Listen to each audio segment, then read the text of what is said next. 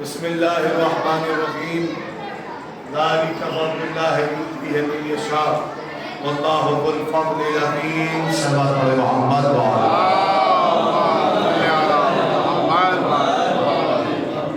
عزیزان محترم سامعین کرام برادران بزرگان، آج کی یہ مخصوص مجلس 6 محرم کو ارسال اطراف کے مومنین اور مولا کے زادان تشریف لاتے مجلس امام حسین کرنے کے لیے، اور اس کے علاوہ ہمارے پاس کوئی سرمایہ نہیں ہے۔ سب سے بڑا سرمایہ جو ہمارے پاس جزا کی صورت میں قیامت کے دن ملنے والا ہے، وہ اسی حوالے سے اور اسی عمل کے اعتبار سے ہی ملے گا۔ ایک انسان کے پاس، جیسا کہ نبی کریم کی حدیث ہے کہ اگر کسی کو حضرت نوح علیہ السلام کے برابر عمر ملے 1800 سال، فرماتے ہیں اگر کسی کو عمر نوح نصیب ہو اور اس ساری عمر روزہ نماز اور عبادت میں گزارے اور کوہ ابو قبیس اور پہاڑ کے بلندی کی مانند راہ خدا میں سونا چاندی خیرات بھی کرے اور صفا اور مروہ کے درمیان مظلومانہ شہید بھی کر دیا جائے، ایسا انسان اے میرے بھائی علی، اگر اس کے دل میں رائی کے دانے کے برابر بھی تیری دشمنی ہوگی تو اللہ اسے جہنم میں اوندھے منہ ڈال دے گا۔ اور طرف بات ہے، رائی کے دانے کے برابر بھی اگر ہوئی تو اللہ جہنم دے، تو اس کا برعکس سوچئے، معصوم کا کلام ہے نا، اگر ذرہ برابر بھی دل میں بغض علی ہے جہنم کا مستحق، تو اگر ذرہ برابر بھی عشق اہل بیت کسی کے دل میں ہے اور وہ اپنے اس تھوڑے سے عشق اور تھوڑی سی معرفت کے مطابق جو اہل بیت چاہتے ہیں اس پہ عمل کر کے گزارتے، تو پھر خدا کی قسم قیامت میں ہر منزل اس کے لیے آسان ہوگی۔ ایک اتنی تیز سے آواز لگا کر صلوات پڑھے کہ باہر کی آواز تمام ہو جائے۔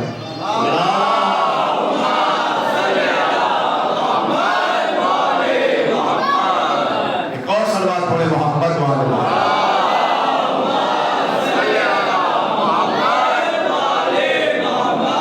چنانچہ کئی دنوں سے اس بارے میں گفتگو ہو رہی ہے کہ اللہ جسے چاہتا ہے صاحب فضیلت بنا دیتا ہے، اللہ جسے چاہتا ہے مرتبے والا بنا دیتا ہے، اللہ جسے چاہتا ہے منصب والا بناتا ہے، اللہ جسے چاہتا ہے لوگوں میں خاص بنا دیتا ہے۔ تو یہ بنانے کا کام کس کا ہے؟ اللہ کا ہے۔ اللہ نے انسانوں کے ہاتھ میں نہیں دیا ہے کہ وہ اپنی مرضی کے مطابق جسے چاہے بنائیں، جسے چاہیں فضیلت عطا کریں، جسے چاہیں رتبہ عطا کریں، بلکہ یہ ساری چیزیں اللہ نے اپنے ہاتھ میں رکھی، اور اللہ نے کائنات میں فضل کا جو سب سے بڑا مالک بنایا، اسے کسے بنایا؟ یعنی اپنے نبی کو بنایا۔ اس کا نبی مرکز فضیلت ہے، اس کا حبیب مرکز فضیلت ہے، اس کا نبی مرکز مقام اور مقام اور مرکز رتبہ ہے۔ جو ایک صلوات پڑھے اور آپ رات تھوڑا سا بھی رہا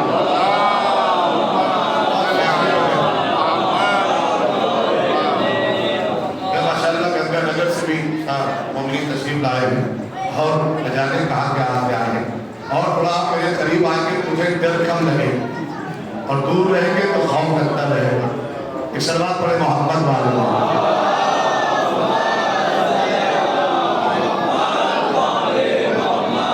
اللہ نے اپنے فضل کا مالک زمین پر کسے بنایا؟ اپنے نبی کو بنایا، رسول اللہ کو بنایا۔ تو مرکز فضیلت رسالت، سب سے بڑی ذات کا रसूल, इनसे बड़ा कोई कायनात में नहीं है। ये जिसे चाहे उसे मर्तबा वाला बना सकते, ये जिसे चाहे उसे फजीलत वाला बना सकते हैं। गौर करिएगा। अब चूंकि मरकज़े फजीलत अल्लाह ने अपने नबी की जात को करार दिया, अब वो नबी जब दुनिया से जाने लगा तो उसने अमल खास करके दिखाया। क्या?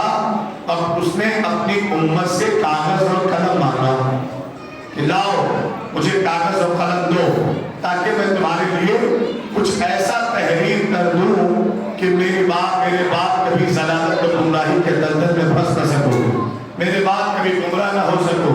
लेकिन खुदा की कसम आप देखेंगे नबी ने कागज और कलम मांगा और लोगों ने देने से इनकार किया है। सलवात और पढ़े और सलवात बेदारी के साथ पढ़े मोहम्मद वाले।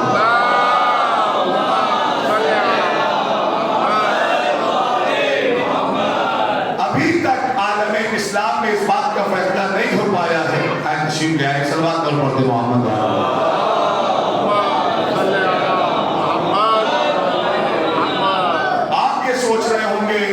आपके खतीब, आपके ज़ाकिरीन हर साल मिंबर पे आके यही तस्करा क्यों करते हैं? ये तो बातें पुरानी हो गई है ना। खुदा की कसम ये बातें पुरानी नहीं है, ये बातें अभी भी नहीं है। देखो 2022 का एक वाक़या आपकी खिदमत में अर्ज़ करता हूँ। यही आपके बगल में सहारनपुर है और देवबंद से करीब मिली हुई बस्ती है थीती। तो थीती में मजलिस पढ़ने गए थे, 2022 की बात है, 3 साल पुरानी बात है। बहुत डर है, आप सोच रहे होंगे बहुत पुरानी बात है, 1400 साल नहीं, 3 साल पुरानी बात है कि साहब वहाँ देवबंद से कुछ लोग आए हुए थे। मंत्री ईसा रज़ा साहब ने उन्हें बुलाया था अपने यहाँ मजलिस में। तो आए थे तो मैंने उन लोगों ने मुझसे कहा कि हुजूर क्या पढ़ेंगे आप, बता दीजिए ताकि हम तय कर लें कि हमें मजलिस में आना है कि नहीं आना। तो हमने कहा आप सुनना क्या चाहते हैं? कहा हुजूर के बारे में पढ़िए, सरकार के बारे में पढ़िए। हमने कहा पढ़ने से पहले, सुनने से पहले आप हमें बताएं कि आपका अकीदा रसूलुल्लाह पर कैसा है। हम बेबद अकीदों को रसूल के फज़ाइल नहीं सुनाते। हाँ, हम बेईमानों को रसूल के फज़ाइल नहीं सुनाते। पहले आप अपना अकीदा बताइए। तो वो 6 से 7 लोग थे, खुदा की कसम उन सब का ये फैसला था। आप तशरीफ रखें, आजा सवाल करें मोहम्मद।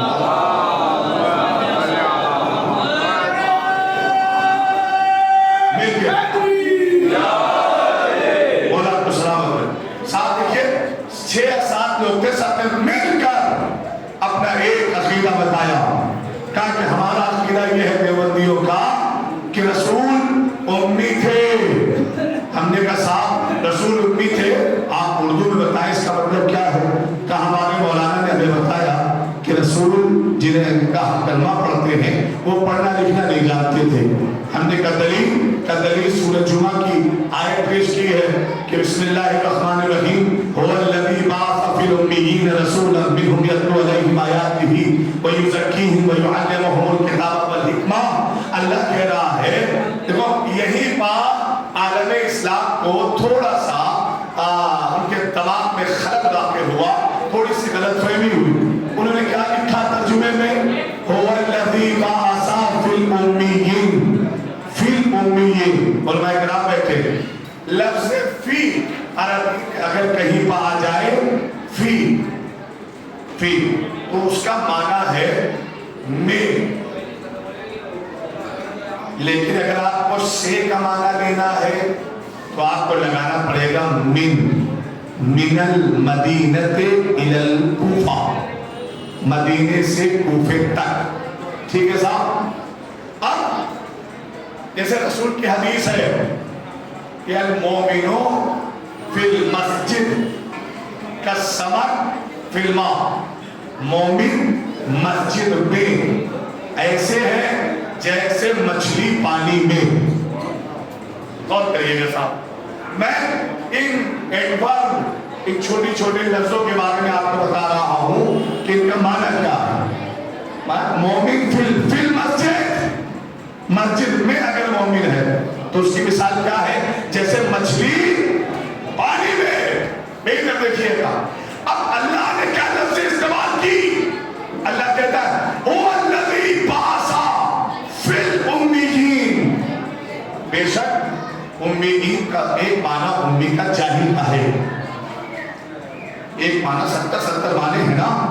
تو ایک معنی امی کا کیا ہے؟ جاہل. جاہل. لیکن یہاں پر اللہ نے کیا کہا؟ امیین. امی کا کی جمع استعمال کی ہے. اس سے پہلے کیا استعمال کیا؟ فی امیین. اب وہ ترجمہ کرتے ہیں ہمارے بڑے بھائی کہ اللہ وہ ہے کہ جس نے جاہلوں میں سے رسول بھیجا. کیا بھیجا؟ جاہلوں سے ایک رسول بھیجا. انہی جاہلوں میں ایک رسول بنا دیا. یہ ان کا ترجمہ ہے. لیکن چونکہ صحیح ترجمہ کیا ہے، میں نے اتنی دیر تک فی اور من کا معنی آپ کو بتایا. فی امیین. اب ہمارے عقیدے اور حقیقت کے اعتبار سے ترجمہ کیا بنے گا؟ نصب هو الذی بعث فی الامیین رسولا. ہم نے جاہلوں میں ایک رسول بھیجا.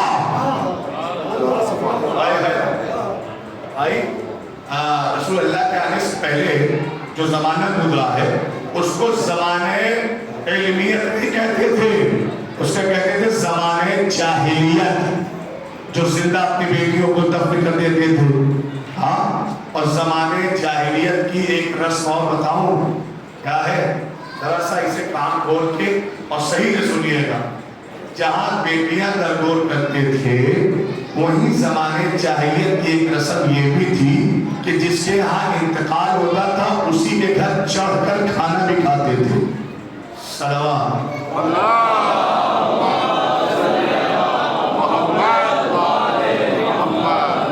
امام جعفر صادق علیہ السلام سے کسی نے پوچھا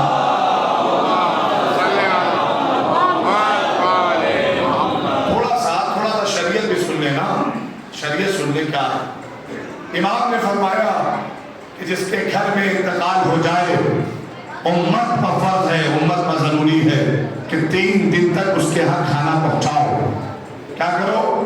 کھانا پہنچاؤ. تو کسی نے مجھ پوچھا بولا کھانا پہنچانا آپ کے نانا کی سنت ہے اسلام کا؟ ہاں. کہ جس کا انتقال ہو جائے تو کیا کھانا کھانا؟ امام نے فرمایا کراہت شدیدہ. ایک ہوتا ہے مکروہ اور ایک ہوتا ہے مکروہ شدیدہ. سخت منع کیا ہے امام نے کہ جس کے میت ہو جائے اس کے یہاں کھانا کھاؤ. سخت منع ہے. کیوں؟ پوچھا کیوں مولا؟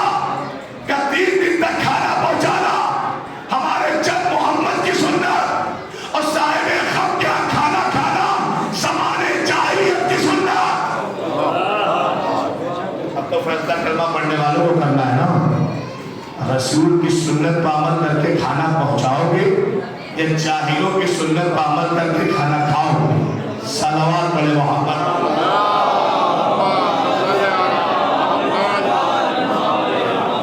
ہاں دیکھیں میں عام لوگوں کی بات کر رہا ہوں. یہ نظر امام حسین ہے، اس کا مرتبہ الگ ہے اور فرمائیے.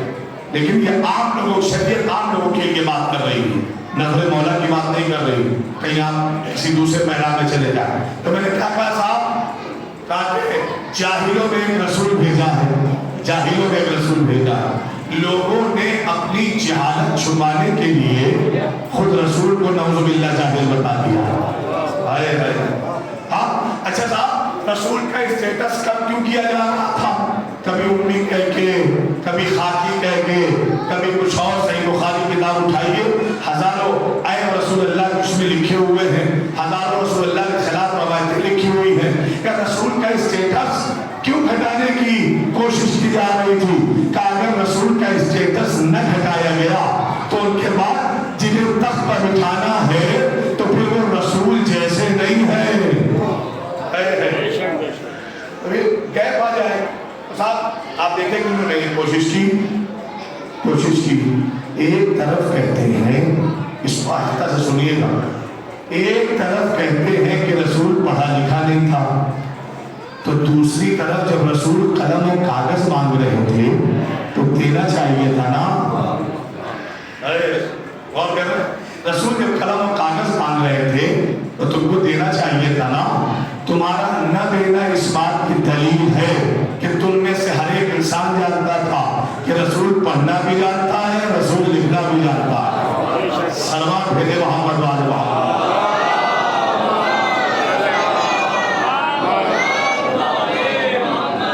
اور خدا کی قسم رسول کی امت اپنے آپ کو سب سے افضل سمجھتی ہے اور ہے بھی، لیکن ہر انسان رسول کی امت کا افضل نہیں۔ آپ کہیں گے کیسے؟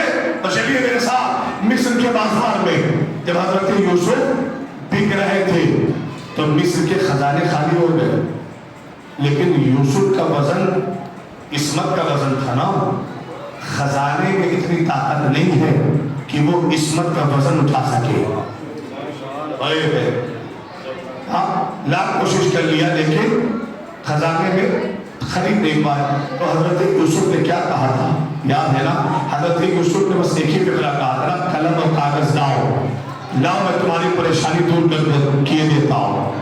اس کا مطلب یہ ہے کہ نبی ہر وقت قلم کاغذ نہیں مانتا، قلم اور کاغذ اسی وقت مانتا ہے جب امت پریشانی میں ہوتی ہے۔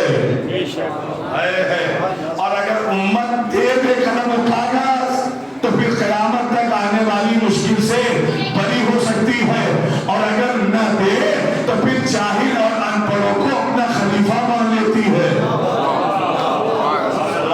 محمد والے محمد۔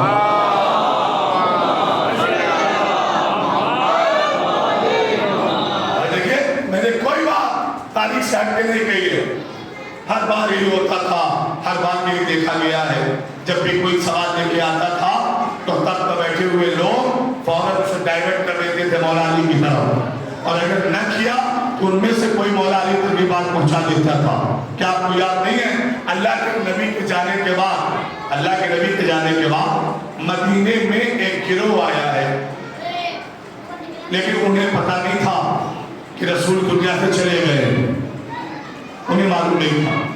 اب وہ گروہ جب مدینے میں آیا تو رسول کو تلاش کر رہا ہے، مسلمانوں سے پوچھ رہا ہے یہ بتاؤ تمہارے رسول محمد کہاں ہے، یہ بتاؤ محمد کہاں ہے۔ تو جس سے پوچھتا تھا وہ مسلمان اور صحابی رونے لگتا تھا، تو وہ ان سے پوچھا کہ بھائی ہم تم سے نبی کا پتہ پوچھتے ہیں اور تم گریہ کر رہے ہو، وجہ کیا ہے؟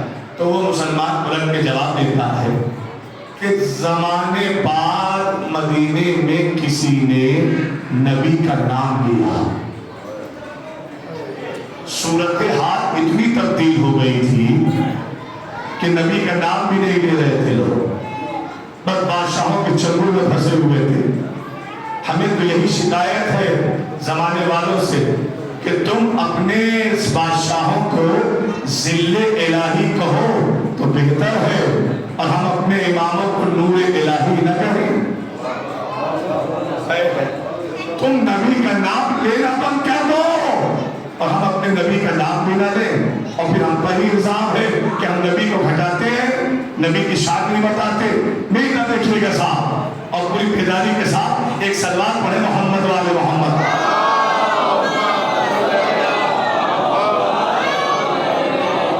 غور فرمائیے گا صاحب، ایک مخصوص نقطہ اور ایک مخصوص فکر ہے جہاں تک پہنچانی ہے، آپ تک پہنچانی ہے اور آپ کو لے کے جانا ہے معراج کی منزلوں پر۔ اور آگے آنے کے بعد کہتے ہیں کہ کہاں ہے نبی؟ تو رونے لگے۔ کیوں رو رہے ہو؟ کہا بہت زمانے کے بعد کسی نے نبی کا نام لیا، مدینے میں نہ جانے کیسی عوائد ظلمت چلی ہے کہ نبی اور آل نبی کا کوئی نام ہی نہیں لیتا، سب کو بادشاہ اور خلافت کے چکر میں پڑے ہوئے ہیں۔ تو کہا کیا وہ کہا نبی چلے گئے؟ کہا چلے گئے؟ کبھی تو ہمارا مدینہ آنا بیکار ہو گیا۔ غور کریے ہمارا مدینہ آنا بیکار ہو گیا۔ انہوں نے کہا بیکار نہیں ہوا ہے، آپ فلاں مقام پہ چلے جائیں، جو اپنے آپ کو نبی کا وصی کہتے ہیں، نبی کا جانشین کہتے ہیں، اگر آپ اسے مل لیں گے تو ہو سکتا ہے آپ کو فائدہ ہو جائے۔ اب یہ قافلہ خلافت دوم دوسرے خلیفہ کے دربار کی طرف مڑا، اور ادھر خبر پہنچا دی گئی کہ کچھ ہیں جو آپ سے ملنا چاہتے ہیں۔ اب وہ گروہ خلیفہ دوم کے دربار میں پہنچ گیا، اور خلیفہ صاحب بیٹھے ہوئے، انہوں نے کہا کیا ماجرا ہے؟ کہا حضور ہم نے نبی کے معجزے سنے، نبی کی فضیلت سنی تو ہمارا دل آپ کے نبی کی طرف مائل ہو گیا، اور ہمارا دل یہ گواہی دینے لگا کہ کیوں نہ ہم خود مدینے چلے اور نبی کے ہاتھوں پا، محمد عربی کے ہاتھوں پا بیعت کریں اور انہی کے سامنے کلمہ حق پڑھیں اور مسلمان ہو جائیں۔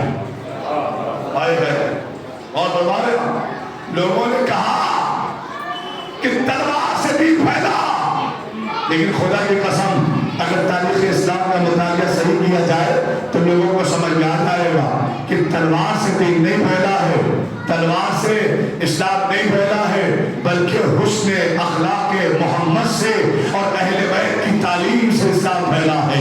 ایک صلوات پہلے محمد و آل محمد۔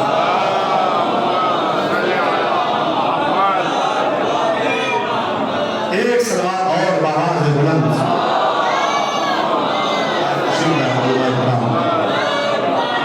ان کے استقبال میں اور صلوات بآواز بلند۔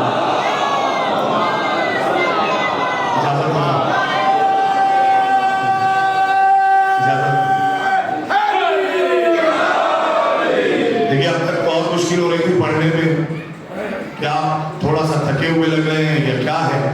اب تو اور مشکل ہے کہ اساتذہ افراد تشریف لے آئے، میرے بزرگان آ گئے، لیکن اگر آپ ساتھ رہے تو انشاءاللہ اور ان کا آشیرواد اگر میرے ساتھ رہا علماء کرام کا تو یہ مرحلہ صلوات پڑھے محمد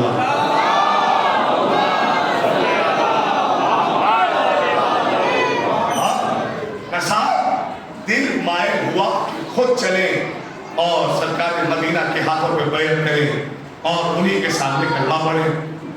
اور یہاں آنے کے بعد پتہ چلا کہ رسول جا چکے ہیں، تو وہ جو لوگوں کے بنائے ہوئے بیٹھے ہوئے تھے انہوں کا کوئی بات نہیں، مسلمان کو ہم بھی بنا دیں گے،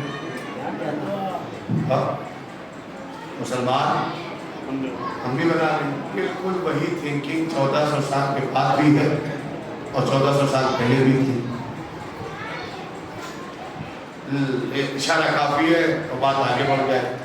ان کا مسلمان کو ہم بھی بنا دیں گے، ان کا کیسے بتاؤں گے؟ کہا کہ ہمارے ہاتھ پاؤ بیعت کر دو، اور ادھر تم نے بیعت کی اور ادھر تم کلمہ پڑھو گے اور مسلمان ہو جاؤ۔ تو اس گروہ کے سردار نے، اور دیکھ کے تو سمجھ ہی گیا ہوگا کہ کس کیٹیگری کے خلیفہ بن گیا ہوگا نا۔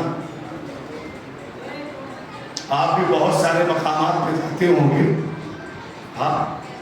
تو کوئی اپنا کام کروانے کے لیے چہرہ دیکھ کر ہی، ہاؤ دیکھ کر ہی پہچان جاتے ہوں گے اس سے اپنا کام کروانا ہے یا نہیں کروانا ہے۔ تو انسان کے اندر اتنا شعور تو ہے نا، اور اس نے تو دیکھ کے اندازہ لگایا ہوگا ان کے ہاتھ بیعت کرنے سے عزت ملے گی یا ذلت ملے گی۔ اور بھائی اس نے کہا حضور ٹھیک ہے، ہم آپ کے ہاتھ میں بیعت کر کے مسلمان ہو جائیں گے، اپنے آپ کو مسلمان کروا دیں گے، لیکن ایک تھوڑا سا شنکا ہے، شک ہے، اور دماغ میں ایک سوال چل رہا ہے، وہ یہ ہے کہ ہم نے سنا ہے کہ آپ کے نبی معراج پر گئے تھے، کیا تم نے صحیح سنا ہے؟ کہ ہم نے یہ بھی سنا ہے کہ آپ کے نبی جب معراج پر گئے تو جوتیاں اور نالین پہن کے گئے۔ کہا یہ بھی صحیح ہے کہ ہمارا نبی جوتیاں اور نالین پہن کے معراج پر گیا تھا۔ یہی تو منزلت ہے ہمارے نبی اور سارے نبیوں کا فرق تو یہی ہے نا کہ اگر موسیٰ پہاڑ پر جائیں اللہ سے بات کر کے وادی طور پر تو اللہ جوتیاں اتروا لیتا ہے، لیکن اگر محمد مصطفیٰ سدرۃ المنتہا پہ جوتیاں پہن کے جائیں تو اللہ کہتا ہے جوتیوں سمیت چلے آؤ میرے نبی۔ اور فرمایا یہ عظمت ہے سرکار، تو اس نے سب اقرار لیا جوتیاں پہن کے گئے تھے نالین۔ کہا یہ ہمارے نبی کی فضیلت ہے کہ جہاں جبریل کے قدم نہ گئے وہاں ہمارے نبی کی جوتیاں گئی، یہ فضیلت ہے ہمارے سرکار کی۔ تو کہتا صاحب ٹھیک ہے، بے نفس نفیس جسمانی طور پر گئے، جوتیاں پہن کے گئے، ٹھیک ہے، لیکن اس سے پہلے روحانی معراج کا عقیدہ نہیں تھا، اسی کے بعد پیدا ہوگا۔ غور کریے گا، اسی کے بعد یہ عقیدہ لوگوں کے درمیان آئے گا۔ کون سا عقیدہ؟ اگر آپ نے غور کیا صاحب، اس نے کہا کہ سب کہا جوتیاں پہن کے گئے تھے اور بے نفس نفیس گئے تھے، جسم و جسمانیت کے ساتھ گئے تھے۔ بھائی جسم و جسمانیت کے ساتھ نہ جاتے تو جوتیاں جسم پہنتا ہے، روح نہیں پہنتی۔ غور کر رہے ہیں آپ؟ جوتیاں جسم کا حصہ ہے، روح کا حصہ نہیں ہے۔ اس نے کہا کہ ساتھ روح کے ساتھ جسم کے ساتھ گئے، جوتیاں پہن کے گئے۔ تو پھر مجھے بتائیں کہ جب آپ کے نبی آسمان کی طرف جا رہے تھے تو جب وہ جوتیاں پہن کے جسم کے ساتھ گئے تو آسمان پھٹا کیسے اور پھٹا تو جڑا کیسے؟ ہاں، غور طلب بات ہے میرے نوجوان بھائیوں کے لیے۔ کیا کہا اس نے؟ مسلمان ہو جائیں گے؟ جواب دے دو، مسلمان ہو جائیں گے۔ کہ جب تمہارے نبی جوتیاں پہن کے گئے تو آسمان پھٹا کیسے، پھٹا تو جڑا کیسے؟ اچھا، اگر خود علم رکھتے ہوتے تو بغلے نہ جھانکتے، چونکہ بندوں کے بنائے ہوئے ہیں۔ ہائے ہائے، دیکھیں تاریخ ہے، اسلام میں دو آوازیں گونجی، ایک کوفے کے منبر سے اور ایک مدینے میں ایک تختے سے گونجی۔ کوفے سے جو آواز گونجی اس کا نام تھا سلونی سلونی قبل ان تفقدونی، جو بھی پوچھنا چاہو مجھ سے پوچھو۔ لیکن جو مدینے کے تختے سے اٹھی وہ سلونی کی صدا نہیں تھی، وہ صدا تھی عقیلونی عقیلونی، مجھے بچاؤ مجھے بچاؤ۔ اور فرماتے ہیں یعنی امت کے خوف سے خلیفہ اعلان کرنا مجھے بچاؤ۔ اور وہاں کوفے میں جو اللہ کا بنایا ہوا تھا وہ کہہ رہا تھا سلونی سلونی قبل ان تفقدونی۔ اچھا، اس موقع پر میں ایک بات کہنا چاہوں گا۔ دیکھیں جب جناب امین کے حوالے سے ہم یہ فضائل بیان کرتے ہیں نا کہ مولا نے کہا سلونی سلونی، تو پلٹ کے وہ کہتے ہیں اچھا صاحب اگر نبی اتنے پڑھے لکھے تھے تو یہ دعوت سلونی نبی نے کیوں نہ کیا؟ ابھی گفتگو ہو رہی تھی نا رسول کے علم پر کچھ دیر پہلے، تو یہ بھی تو ہو سکتا ہے نا کہ اگر رسول اتنے بڑے عالم تھے تو سلونی کا دعویٰ علی نے کیوں کیا، نبی نے کیوں نہ کیا؟ ہم نے کہا یہ سوال اس کے ذہن میں آئے وہ احمق ہے، شاید اسے حدیث یاد نہیں ہے۔ اللہ کے نبی نے فرمایا تھا انا مدینۃ العلم وعلی بابھا، ہائے ہائے ہائے، بابھا شہر کا علم جاننے سے پہلے تمہیں جاننا پڑے گا کہ دروازے کا علم کتنا ہے۔ پھر مولا کائنات نے دو مرتبہ ارشاد فرمایا، ایک مرتبہ فرمایا کہ مجھے رسول نے ایسے علم چگایا ہے ضبطاً ضبطا کہ جیسے پرندہ اپنے بچے کے دہن میں دانا بھراتا ہے۔ بہت فرمایا تو لہذا جس کو دیکھنا ہے کہ رسول کتنا بڑا عالم تھا، پہلے یہ دیکھے کہ ان کا شاگرد علی کتنا بڑا عالم ہے۔ جب دنیا علی کا مقابلہ علم میں نہ کر سکی تو ہمارے رام کے نبی کے علم کا مقابلہ کیا کرے؟ اور فرمایا تو صاحب انہوں نے کہا یہ بتاؤ کہ اگر تمہارے نبی جوتیاں پہن کے گئے ہیں تو آسمان پھٹا کیسے اور پھٹا تو جڑا کیسے؟ تو انہوں نے کہا کہ صاحب ایسا ہے، وہ جو دربار میں زرخریر مولوی بیٹھے ہوئے تھے تنخواہ دار، ان کی طرف اشارہ کیا کیا جواب ہے اس کا؟ حضور ابھی ہمارے پاس اس کا جواب نہیں ہے، 24 گھنٹے کا وقت چاہیے۔ کہا ٹھیک ہے تو آپ لے لو۔ 24 گھنٹے کا وقت دیا گیا۔ 24 گھنٹے کے بعد پھر سبھا سجی، دربار سجا اور وہ پھر آ گئے، بادشاہ بھی بیٹھ گئے اور پھر جو فریادی تھا اس نے اپنی گوہر لگائی، حضور کیا ہوا؟ ہمارے سوال کا جواب ملا۔ پھر انہوں نے اپنے ہی کٹپتلیوں کی طرف دیکھا جنہوں نے 24 گھنٹے کا وقت مانگا تھا، کیا ہوا؟ ٹائم ملا، وقت ملا، جواب ملا۔ تو ان میں سے ایک جو سب سے بڑا تھا وہ ان کے کان میں آ کے کہتا ہے خلیفہ صاحب جواب تو نہیں ملا لیکن ایک مشورہ ہے، ایک راستہ ملا ہے۔ کیا راستہ ملا ہے؟ کہ اگر آپ اس سے یہ کہہ دیتے ہیں کہ معراج جسمانی نہیں روحانی ہوئی تھی تو سارا مسئلہ ہی حل ہو جائے گا۔ کیسا کہ اگر روحانی کہہ دیتے ہیں تو روح کو جوتیاں پہنانے کی ضرورت نہیں پڑے گی. روح کے جانے سے آسمان پھٹے گا بھی نہیں. جب پھٹے گا نہیں تو جڑے گا بھی نہیں. جب جڑے گا نہیں تو جواب بنے گا بھی نہیں. اور کر رہے ہیں آپ دیکھیں جس بات کا علم نہ ہو اسے بدل دو. جس شے کا علم نہ ہو اسے بدل دو. انہیں طواف النساء سمجھ میں نہیں آیا, بدل دیا. اور بہت ساری چیزیں جو انہیں سمجھ میں نہیں آئی انہوں نے سمجھ بدل دیا. اچھا ساری چیزیں بدل دیا ٹھیک, لیکن تمہیں طواف النساء نہیں بدلنا چاہیے تھا, اس لیے کہ بغیر طواف النساء کے اولاد جائز ہو ہی نہیں سکتی. دیکھو یہ فقہی مسئلہ تھا, جو پہنچے وہ پہنچے. طواف النساء نہیں بند کرنا چاہیے, اس کے بغیر اولاد جائز نہیں ہو سکتی. جب بیوی جائز نہیں تو اولاد کیسے جائز ہوگی؟ بہت بڑھا رہا. ایک سلوات پڑھے محمد و آل محمد. بس کچھ دیر بعد ہاں 2 سے 4 منٹ بات تمام ہو جائے گی. تو کہا صاحب بدل دو. تو اس کا مطلب یہ کہ روحانی عقیدہ ان کا عقیدہ نہیں ہے, یہ ان کی علمی تھکاوٹ کا نتیجہ ہے. جب یہ ڈھونڈ نہیں پائے تو انہوں نے بدل دیا. غور فرمائیے, بدل دیا.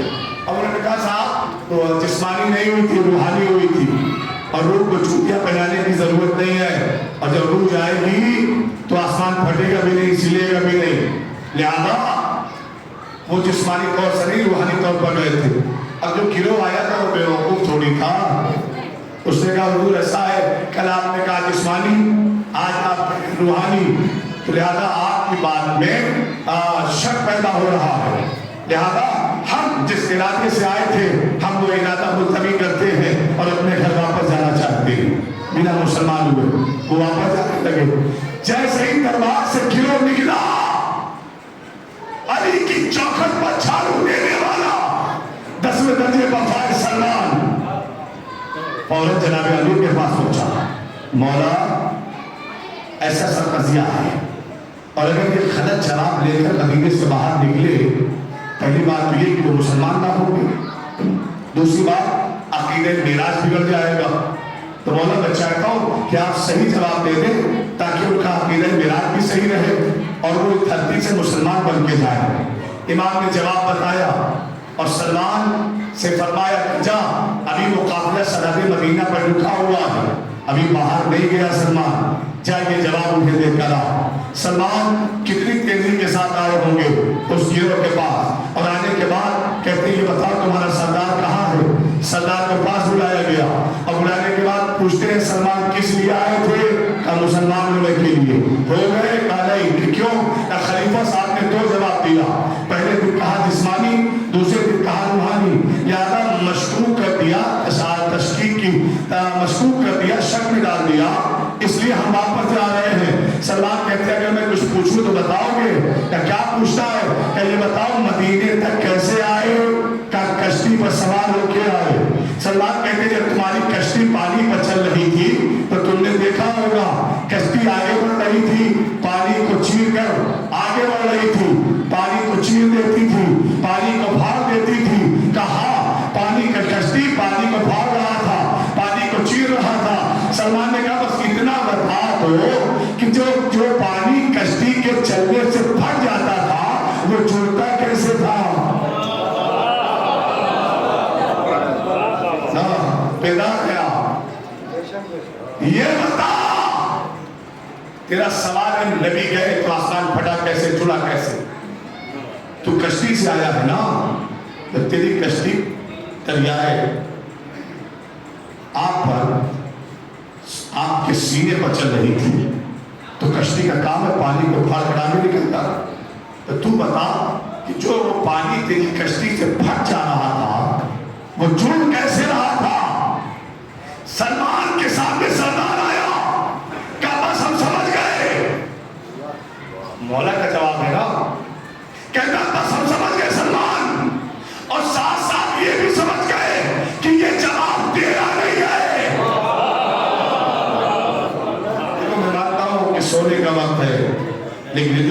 तारीफ नहीं होना चाहिए कि आंखें छोटी और मुंह बड़े हो जाए।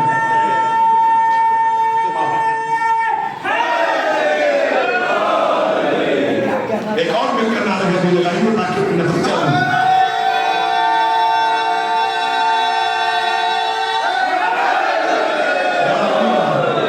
भाई मौला का पैगाम पहुंचा रहा है ना, मौला का पैगाम। अब तो खिताबत बंद हो गई, मौला का जुमला सुनिए ना। जैसे उसूल करना चाहते हैं उसूल करिए, जैसे भी आप सुनना चाहते हैं सुनिएगा बेदारी के साथ। सलमान ने क्या कहा, कश्ती जुड़ी कैसे, जैसे ये जवाब कहता ये जवाब तेरा नहीं है। सलमान कहते तुझे कैसे पता, कि मुझे पता चल गया इस बात का जवाब वही दे सकता है जो आसमान पे जाना भी जानता हो।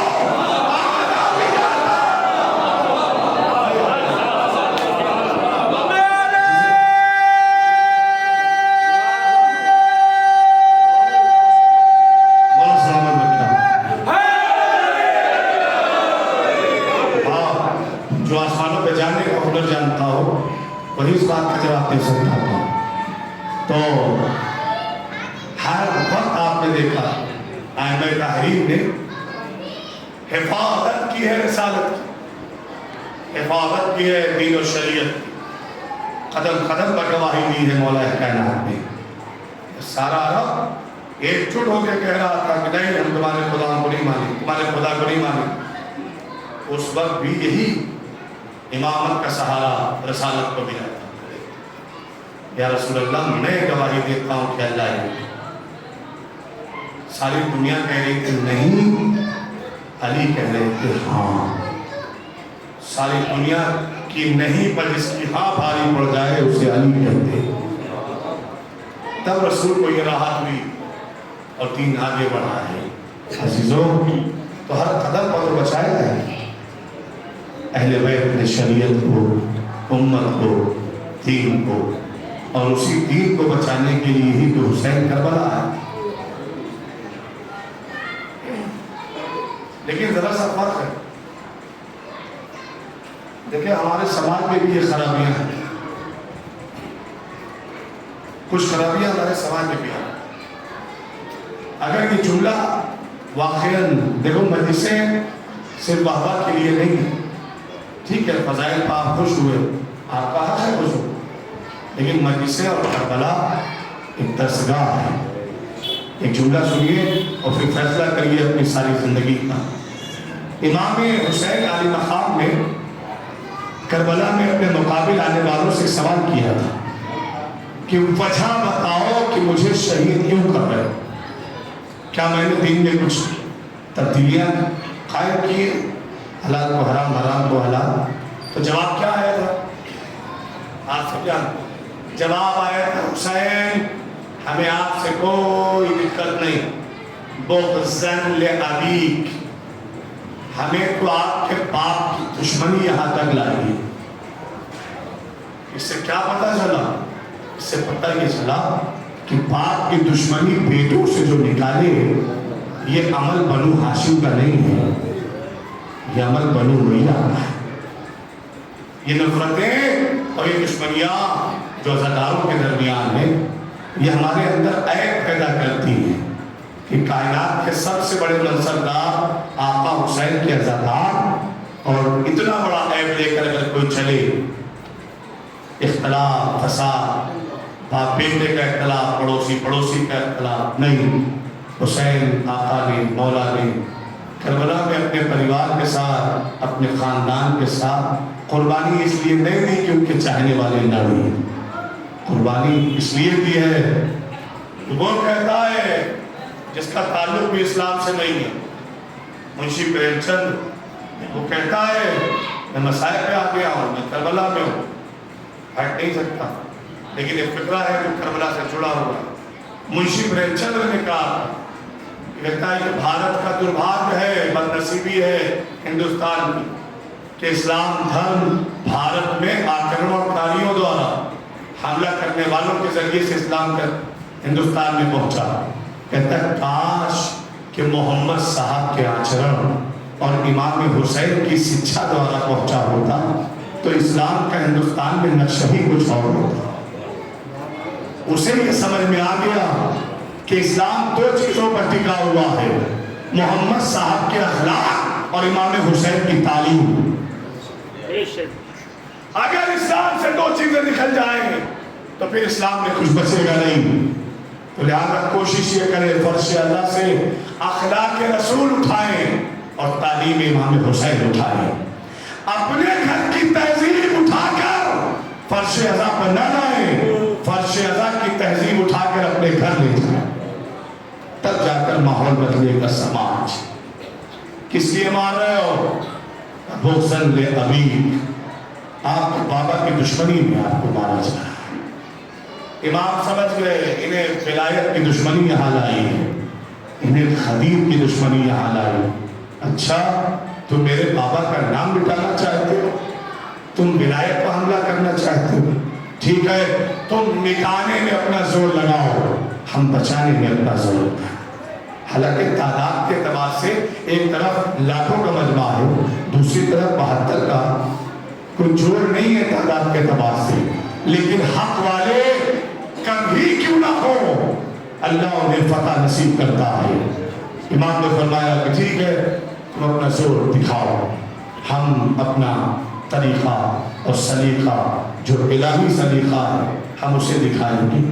اگر ولایت کو قدیر کو بازوؤں کی ضرورت پڑے گی تو ہم اپنے بھائی عباس کا بازو لیں گے، اگر بچوں کے گلے کی ضرورت پڑے گی تو ہم دودھ پیتے ہوئے اس چشمانے کو جو جھولے میں ہے ہم اس کا گلا پیش کر دیں گے، اگر ضرورت پڑتی ہے بھانجوں کی تو ہم مولانا محمد جیسے بھانجے بھی دیں گے، اور اگر بھتیجے کی ضرورت پڑتی ہے تو قاسم جیسا کوئی بدن بھی دیں گے۔ دیکھو انشاءاللہ ابھی شبیہ تابوت حضرت علی اکبر آئے گا، جب میں اشارہ کروں تو انشاءاللہ لائیں گا، لیکن مسائل سن کے کوتاہی نہ کریں گے۔ مجھے پتا ہے گرمی بھی ہے، ماحول کا اثر بھی ہے اور نیند کا وقت ہے اور آپ نے نظر مولا بھی خاموش فرما لی ہے، لیکن ساری چیزوں کو درکنار کرتے ہوئے بس اتنا سوچ کے مسائل سننا کہ تم تھوڑی سی دیر میں تھک جاتے ہو، ذرا خیال کرو اس ماں کے بارے میں، نہ جانے کن کن عزا خانوں میں عزاداروں کی آنکھوں کے سامنے اپنا رومال لگا دیتی ہے، جو اپنے لال حسین کے زخموں کا مرہم تمہاری آنکھوں میں دیکھتی ہے۔ اللہ اکبر، تمہارے رونے سے اہل بیت کو سکون ملتا ہے، تمہارے گریہ کرنے سے اہل بیت کو سکون نصیب ہوتا ہے۔ عزاداروں آپ سب نے سنا، اچھا رونا بھی کئی طریقے کا رونا ہوتا ہے، لیکن افضل رونا کیا ہے؟ چوتھے امام فرماتے ہیں آنسو کا وہ قطرہ جو آنکھوں میں آ جائے وہ مومن کا، جو رخسار پہ آ جائے ہمارے بابا حسین کی مصیبت کو سن کر اگر آنکھوں پہ آ جائے تو مومن کا ہوتا ہے، اگر روتے روتے رخسار پہ آ جائے تو وہ صالحین کا ہوتا ہے، اور اگر داڑھی کے بال تک آ جائے تو امام فرماتے ہیں ایسا رونا انبیاء کا رونا ہے۔ پھر فرمایا اگر یہ آنسو کی قطاریں داڑھی کے بعد سے تجاوز کر جائیں تو ایسا رونا ہم اماموں کا رونا ہوتا ہے۔ پھر کسی نے پوچھا مولا جس گریے میں آواز بلند ہو اور آنسو بھی نکل آئے، کہ اگر آنسو آواز کے ساتھ نکلے تو پھر یہ رونا مخصوص ہے ہماری دادی فاطمہ۔ جزاکم اللہ، جزاکم اللہ۔ بابا کا بلند گریہ کیجیے تاکہ تسکین اہل بیت کا سبب بن سکے۔ عزادارو اللہ آپ کی رحمت، آپ کی آوازوں پر اپنی رحمت نازل فرمائے، آپ کی تمام تر مصیبتوں کو پروردگار اس غم کے صدقے میں دور کرے۔ روایت کہتی ہے نا کہ امام نے ہر ایک رخ سے قربانی پیش کی ہے کہ اگر تجھے بازو چاہیے باز کے بازو بھی ملیں گے، اور اگر تجھے 18 سال کے کلیل جوان بیٹے کا کلیجہ چاہیے نا تو حسین بیٹا بھی دے گا۔ جزاکم اللہ خیر الجزا۔ تاریخ کہتی ہے امام حسین جب روز عاشور آیا ہے نا تو امام حسین کی بارگاہ میں علی اکبر آئے اور آنے کے بعد کہتے ہیں بابا مجھے مرنے کی اجازت دیجیے۔ حسین نے اپنے لال کو سینے سے لگایا، کیوں نہ لگاتے، دعا کر کے مانگا ہے حسین نے، اے میرے اللہ یا میرے نانا کو واپس کر دے، یا ایک ایسا بیٹا دے جو سیرت اور صورت میں نانا جیسا ہو۔ تو اللہ نے علی اکبر جیسا بیٹا دیا نا۔ اللہ علی اکبر کو جاتے ہوئے اجازت دی اور علی اکبر میدان میں آئے۔ جناب ام لیلہ کہتی ہیں فضا فضا اچھا مجھے علی اکبر کی خبر لا کے دے، فضا مجھے علی اکبر کی خبر لا کے دے۔ جناب فضا خیمے کے دروازے پر کھڑی ہو گئی اور امام حسین کا چہرہ دیکھنے لگی۔ کیوں؟ اس لیے کہ جوان بیٹا میدان میں ہے، اگر بیٹا صحیح ہوگا تو باپ کے چہرے کی رنگت صحیح رہے گی، اور اگر بیٹا مصیبت میں ہے نا تو رنگت چہرے کی چلپن پڑ جائے گی، بدل جائے گی۔ فضا دیکھتی رہی اور سمجھ گئی علی اکبر سلامت ہے، لیکن ایک ایسا وقت آیا نا کہ جب فضا نے دیکھا حسین کی رنگت چہرے کی بدل رہی ہے، آواز دی اے میرے لال حسین، آخر علی اکبر خیریت تو ہے نا؟ فرمانے لگے فضا اما فضا جا کر ام لیلہ سے کہو کہ اپنے بیٹے کے حق میں دعا کرے، میرے بھوکے پیاسے بیٹے کے مقابلے میں ایک نامی پہلوان۔ جزاکم اللہ جزاکم اللہ۔ فضا خیمے میں آئی آ کر کہتی ہے اے بیوی ام لیلہ، آقا فرماتے ہیں حسین نے کا فرمان ہے کیا اپنے بیٹے کے بارے میں دعا کریں۔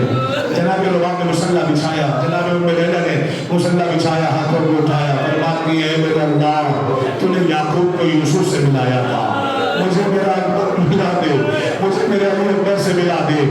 دعا تمام ہوئی، علی اکبر میدان سے واپس آئے، بابا سے ملاقات کی۔ عزیزانو اس کا مطلب یہ ہے کہ ماں کی دعا ہر ایک کے حصے میں کارگر ہوتی ہے۔ اپنی ماں کی دعا لیتے رہو اور آگے بڑھتے رہو۔ اے عزیزانو اب میں جملہ پڑھ کے میں استعمال کرنا چاہتا ہوں۔ دیکھو مولا کے عزیزانو عجیب فقرہ ہے، تاریخ کہتی ہے کہ جناب علی اکبر جب واپس آئے ہیں نا تو کہنے لگے بابا اگر ایک قطرہ پانی مل جاتا نا تو میں ان ملولوں کو دکھاتا کہ ہاشمی جلال جنگ کیسے کرتے ہیں۔ اے میرے لال اپنی زبان میرے ذہن میں دے دے، شاید تجھے کچھ آرام مل جائے۔ علی اکبر نے اپنی زبان دہنے امام حسین میں رکھی، فوراً کھینچ لی بابا مجھ سے زیادہ کاٹے۔ کیا سن رہے ہو جگانو؟ کھینچ لی۔ حسین نے اپنے نانا کی انگوٹھی اتاری، اپنے بیٹے کے دہن میں رکھی۔ کچھ دیر کے بعد علی اکبر جانے لگے، اب حسین کی حالت متغیر ہونے لگی۔ امام حسین علی اکبر کے گھوڑے کے پیچھے پیچھے پیچھے پیچھے، علی اکبر اپنے گھوڑے کی رفتار بڑھاتے جا رہے تھے، حسین اپنے قدموں کی رفتار بڑھاتے جا رہے تھے، اور آواز دی میرے لال جب تک سامنا پڑے گا اپنے باپ کو مڑ مڑ کے دیکھتے رہنا۔ تاریخ کہتی ہے وقت وہ بھی آیا کہ جب علی اکبر نگاہوں سے اوجھل ہو گئے، ہاں زدارو، لیکن امام حسین نے چلنا بند نہیں کیا۔ علی اکبر کے پیچھے نہ جانے کتنی محبت تھی علی اکبر سے کہ علی اکبر کے پیچھے پیچھے چلتے رہے چلتے رہے چلتے رہے۔ ایک مقام آیا، علی اکبر نے اپنا گھوڑا روکا نا، احساس ہوا کہ شاید پیچھے کوئی آ رہا ہے، تو غور سے دیکھا تو کمر پر ہاتھ رکھے ہوئے 57 برس کا ضعیف باپ، ہائے علی اکبر ہائے علی اکبر کہتا ہوا علی اکبر کے پیچھے چلتا چلا۔ بابا آپ نے مجھے ودا کر دیا تھا نا، بابا خدا حافظ کہہ دیا تھا نا، تو پیچھے کیوں آئے بابا؟ آواز دی علی اکبر کاش کہ تو بھی صاحب اولاد ہوتا۔ سن لیا زدارو؟ نہیں، ذرا سا غور فرمانا، ذرا سا غور فرمانا۔ ابھی کچھ دیر میں ہی انشاءاللہ شبیہ تابوت حضرت علی اکبر آئے گا، لیکن جب میں اشارہ کروں گا تب انشاءاللہ لائیے گا۔ دو فکرے مجھے پڑھنے دو، اس لیے اس شہزادے کے مسائل سن رہے ہو نا جسے دو ماؤں نے مل کے پالا ہے، اس شہزادے کے مسائل سن رہے ہو نا جس کی ایک بہن کلبہ مدینے میں علی اکبر کے پیروں کے نشان پا اپنا رخسار رکھے ہوئے۔ اے میرے بھائیا علی اکبر، کیا سن رہے ہو زدانو؟ ایک بیمار بہن انتظار کر رہی ہے، اس بھائی کے مسائل اور جسے دو ماں نے مل کے پالا ہے اس بیٹے کے مسائل۔ بس ایک سے دو فقرہ پڑھوں گا مجلس تمام ہے، فرصتاری مکمل ہو جائے گی۔ تاریخ کہتی ہے پھر سے ودا کیا نا، علی اکبر میدان قتال میں آئے، ان کے پیاسے تھے نا، کب تک جنگ کرتے؟ اور آپ کو پتا ہے کہ جب بھی بنو ہاشم پر یا ان کے سپاہیوں پر حملہ ہوتا تھا تو کم سے کم تعداد 30,000 کی ہوتی تھی، 30,000 لوگ مل کے حملہ کرتے تھے۔ ذرا سوچو نا کہ 30,000 تیر چلانے والے، تلوار چلانے والے کسی ایک پر حملہ کریں گے تو اس کی حالت کیا ہوگی؟ اللہ، یہی وجہ ہے کہ ہر جگہ زخموں کا نشان ملتا تھا، ہر جگہ زخمی ہو جاتے تھے۔ عزاداروں، جناب علی اکبر آئے اور جنگ کرنا شروع کی۔ خدا لعنت کرے حسین بن نمیر کا کہ جس نے پشت کی جانب سے شہزادے حسن جوان کو، حسین کے دل کی ٹھنڈک کو، ماں کے دل کی راحت کو، سہرا کے بھائی کو پیچھے سے نیزہ مارا، نیزے کی اڑی ٹوٹ گئی، علی اکبر دل سے زمین پہ آئے۔ جزاکم اللہ، جزاکم اللہ، اللہ تمہاری آوازوں پہ رحمت نازل فرمائے۔ عزاداروں، نیزے کی بچی کھانی تھی نا، علی اکبر سی سے زمین پہ آ گئے، اپنے بابا کو سلام کہا۔ ادھر حسین 57 سال کا بعد، این علی، این علی اکبر، این علی اکبر۔ آپ کو پتا ہے جب امام حسین علی اکبر کی لاشیں پہ جا رہے تھے نا تو یزیدی فوجی امام حسین کو پریشان کر رہے تھے اور کہتے تھے حسین علی اکبر چاہیے؟ ہاں لے، ادھر ہے تیرا علی اکبر۔ کبھی امام حسین دائیں جاتے تھے، کبھی بائیں جاتے تھے، بہت دیر تک امام حسین کو پریشان کرتے رہے۔ فاطمہ کا لال کبھی دائیں گرتا تھا، کبھی بائیں گرتا تھا۔ جب امام حسین دائیں اور بائیں گر گئے نا تو زمین پر بیٹھ کے کہتے ہیں میرے لال علی اکبر، اب تو ہی بتا کہ تو کہاں پائے۔ سن لیا زیادہ علی اکبر نے آواز دی بابا اس طرح جیسے امام حسین قریب حضرت علی اکبر پڑھے نا، علی اکبر نے اپنا ہاتھ سینے پہ رکھ لیا۔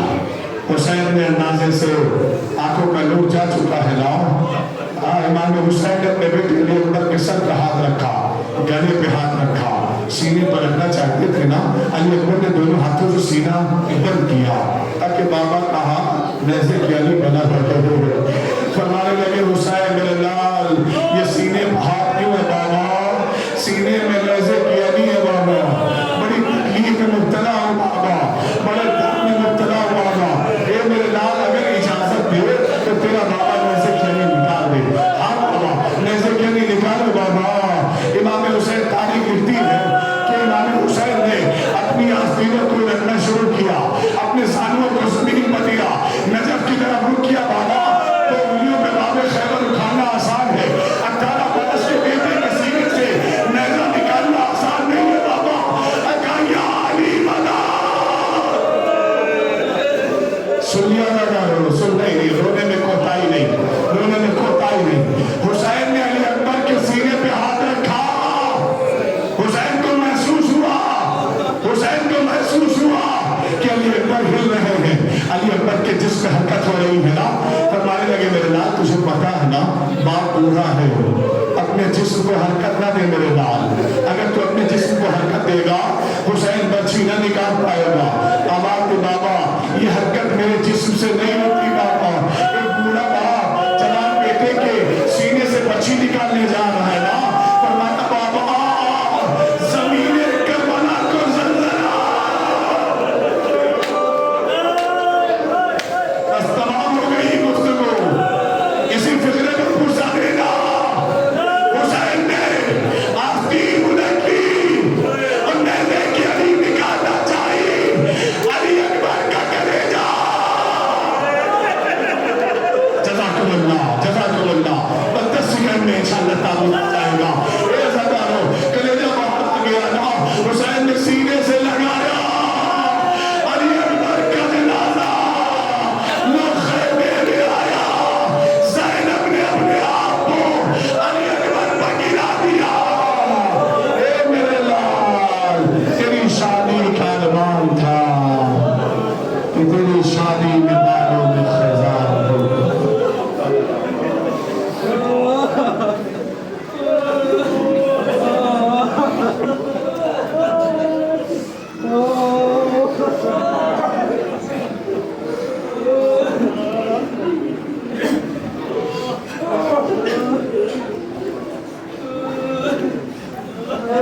اللہ